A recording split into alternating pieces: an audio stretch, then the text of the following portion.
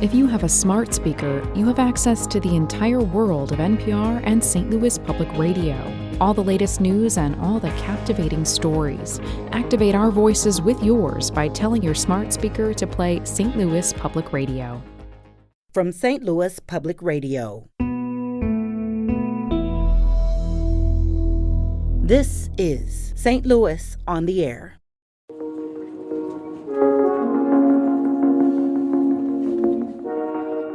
In St. Louis, you think about places like the Fieldhouse Museum, the Grio Museum of Black History. Harris Stowe University is a significant site that's included in this challenge. The Mary Meacham Freedom Crossing, the Blues Museum, Scott Joplin. There are a lot of those opportunities. And then once you start leaving the region, then you can cross all the way over to Kansas City, and you've got the Negro Leagues Hall of Fame, you've got the Jazz Museum. So there are places that you can explore that heritage. The Forest Park Adventure, it all takes place in Forest Park. And so you have the opportunity to visit cultural institutions in the park, the Muni, the Jewel Box, our art museum, and other attractions. But then you also have the opportunity to visit landmarks in terms of natural beauty in the park.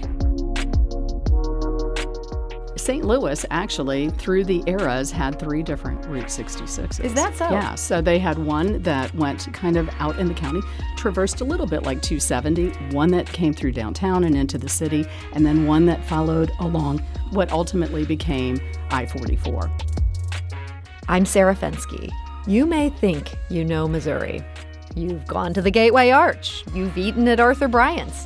You've even done a float trip into the heart of the Ozarks.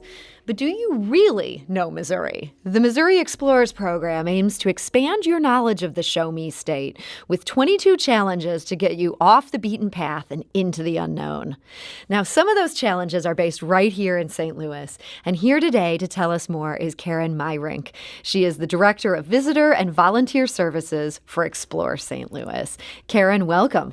Thank you for having me. So, Karen, I understand the Missouri Explorers program, this came because of the state's bicentennial celebration. How did this all come about?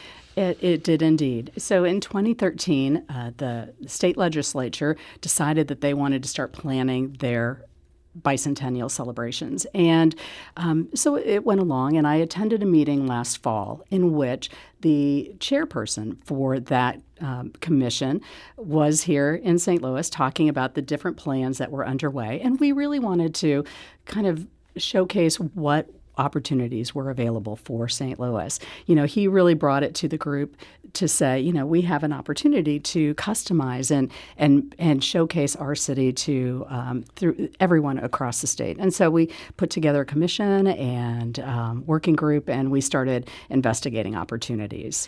It seems like it would be hard to figure out. I mean, there's just so many options. Like, how do you even begin to organize them into thematic challenges? Was there a lot of arguments about this is worth a challenge? No, this is worth a challenge. Well, there's so many, as you mentioned, there's so many different things that you can focus on. But we put it really in the hands of this working group. Partners from ours in the industry, tourism industry, and they had the opportunity to hand select and sponsor a challenge. And so really, we took their guidance. What did they want to feature? And so, for example, the Missouri History Museum sponsored a program, but they opted to sponsor a challenge on Forest Park, make it an adventure challenge. And so we really put that in the hands of those groups that wanted to take the lead and work with us on that. So we have, I think, a diverse type of reflection of challenges, of things you can see and do in St. Louis. Of course, there are things that are missing, but there's an awful lot that's included. There's always going to be something missing. Mm-hmm. there's too much.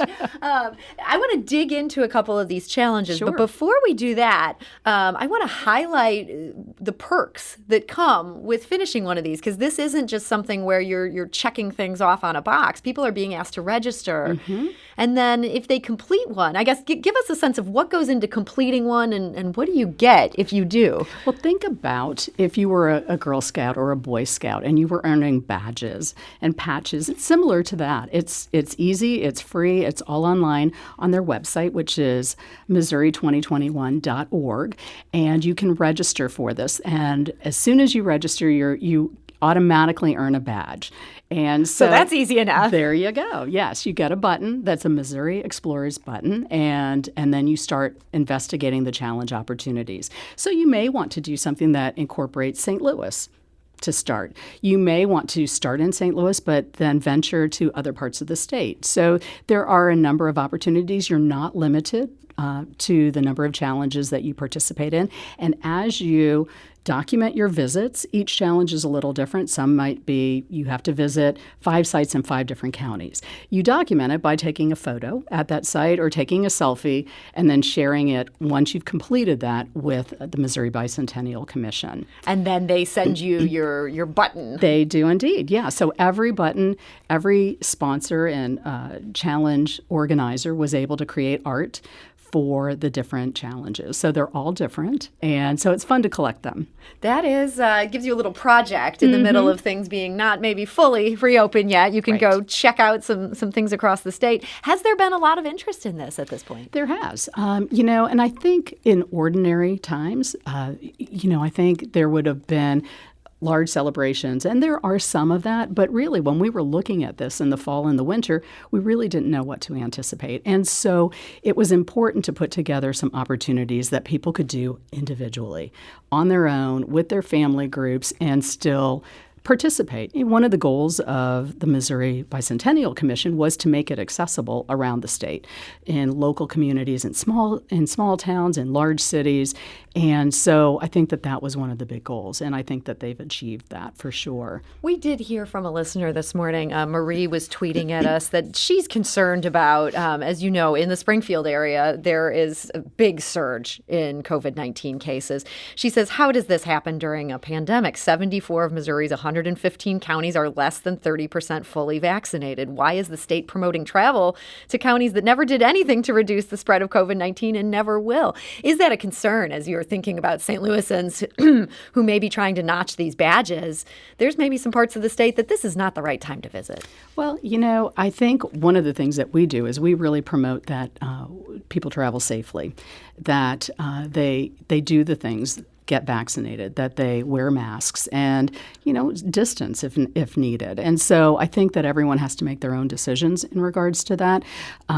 Fortunately, in St. Louis, we've been very fortunate in that our attractions and our partners have been cautious about that. And so we definitely encourage that. If you look at our website, we have protocols in place. We worked with a lot of people to set those protocols so that people could explore safely. Well, if you have been exploring safely, we want to hear from you. If you are in the process of trying to do a challenge, or maybe you have a Missouri spot that you feel deserves exploration, something that might not be on our radar that's worth a trip. We're going to open up the phone lines. You can call us at 314-382-8255. That's 382-TALK. You can also send us a tweet at STL On Air, and we will share your pick. Now, I want to talk about a couple of these St. Louis-based challenges. These are all so full of different things, and we obviously can't go piece by piece by piece through them. But some of them just have some really interesting things in here. The one that caught my eye is the Get Your Kicks in St. Louis, which includes sites along Route 66. This starts with a lot of sites people might be familiar with, even if they haven't quite gotten around to visiting them yet. Then it kind of heads into the countryside. Walk us through some of the places on this one.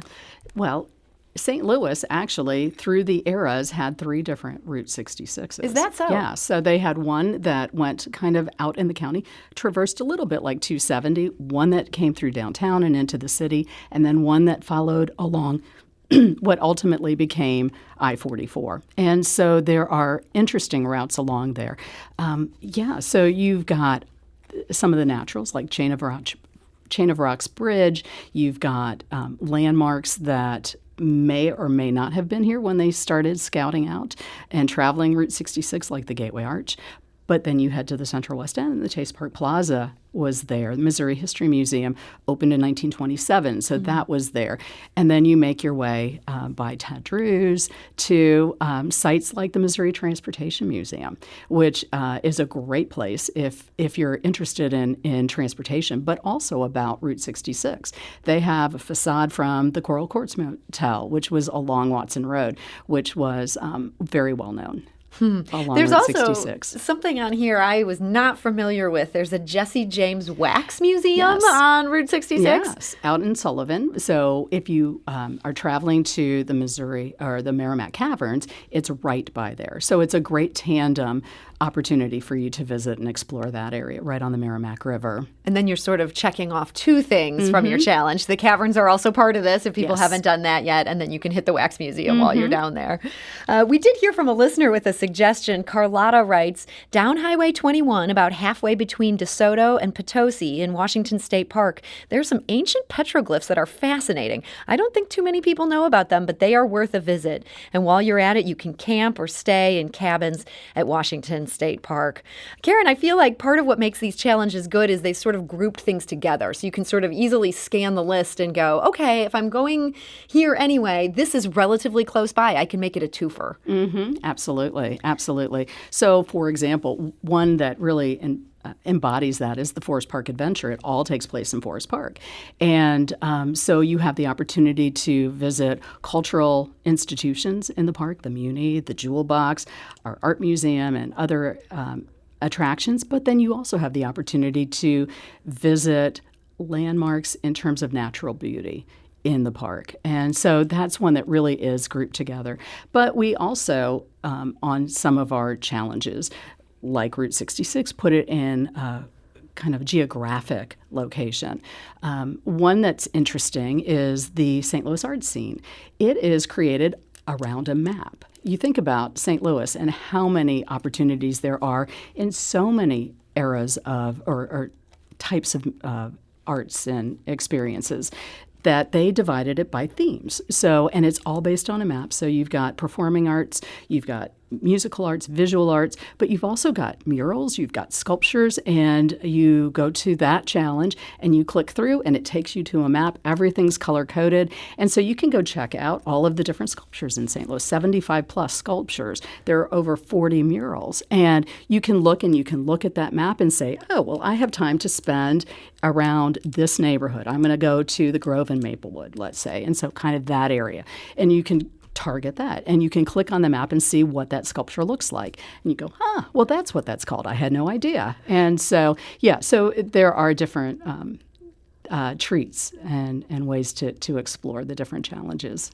So that website that has all of these challenges spelled out in it, that's Missouri2021.org. You can check out these challenges for yourself, figure out how to plan your own visit. And we're talking today with Karen Myrank, the Director of Visitor and Volunteer Services for Explore St. Louis. One of the other St. Louis-based challenges, or I shouldn't say it's based in St. Louis, but there are a lot of St. Louis sites on here. And if you're interested in what you see locally, you can also then hit the road and check out other sites across the state. This is the African American Heritage Challenge. Karen, tell us about a few highlights on this one. So in St. Louis, you think about places like the Fieldhouse Museum, the Griot Museum of Black History. Harris Stowe University is a significant site that's included in this challenge. The Mary Meacham Freedom Crossing, the Blues Museum, Scott Joplin. There are a lot of those opportunities. And then once you start leaving the region, then you can cross all the way over to Kansas City, and you've got the Negro Leagues Hall of Fame, you've got the Jazz Museum. So there are places that you can explore that heritage along with other themes, music, for example. Sort of get the whole history of the state just by looking at the African American experience. Right. I mean, it was very influential and impactful in the state of Missouri and what our community looks like now. And for history lovers, there's also another one that is completely history-focused, completely St. Louis-focused. This is an easy badge to get if you don't want to leave the St. Louis area. This is the Historic Gems of St. Louis Challenge. Right. Is there a particular highlight on this one that people might not know about that you'd want to steer them towards? Oh, goodness. Well, there's so many. This is like trying to pick your child, right? Right. Well, Lafayette Square, for example, is and Lafayette Park. Evidently, in the last century, or actually 1800s, Marquis de Lafayette came to St. Louis, he made a huge impression and impact on St. Louisans. And when he left, they decided to build this park in his honor. So that's a great story and a way to learn about history. But then you think about our historic homes. So many of those are open for touring. The Field House, the Campbell House, the Joplin House are all available. But then you also look at places like the Missouri Botanical Garden, which is a major attraction, but it's also a historic site.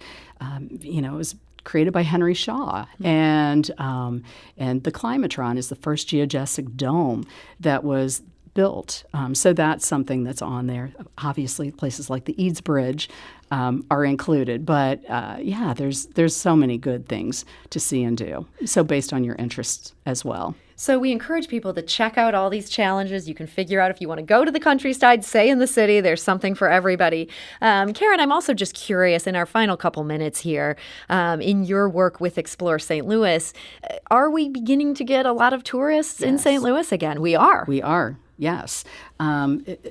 Fortunately and gratefully, we are seeing a lot of leisure travel, a lot of vacationers that are coming, a lot of families that are getting back together again, and we've started resuming some events.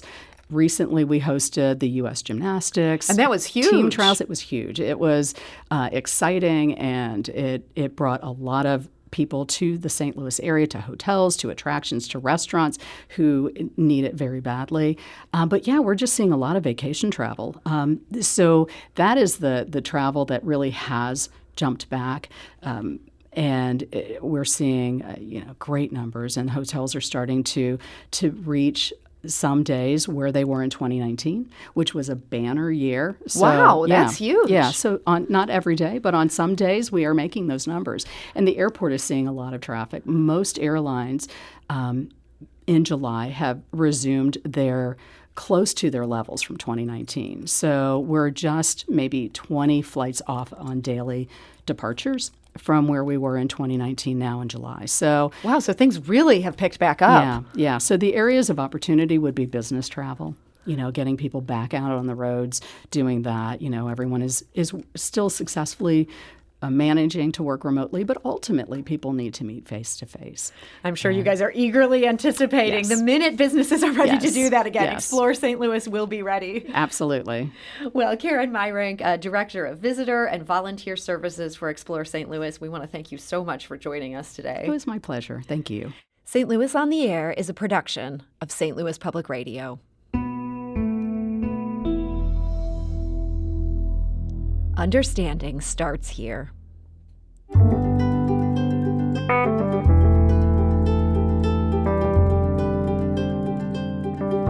If you learned something new from today's episode, consider leaving us a review and rating on Apple Podcasts on the App Store. It's the easiest way to help people discover our show. We appreciate it. Thank you.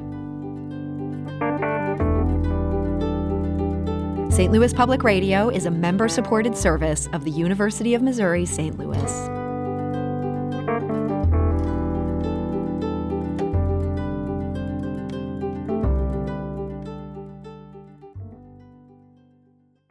Support comes from the Missouri Forest Products Association.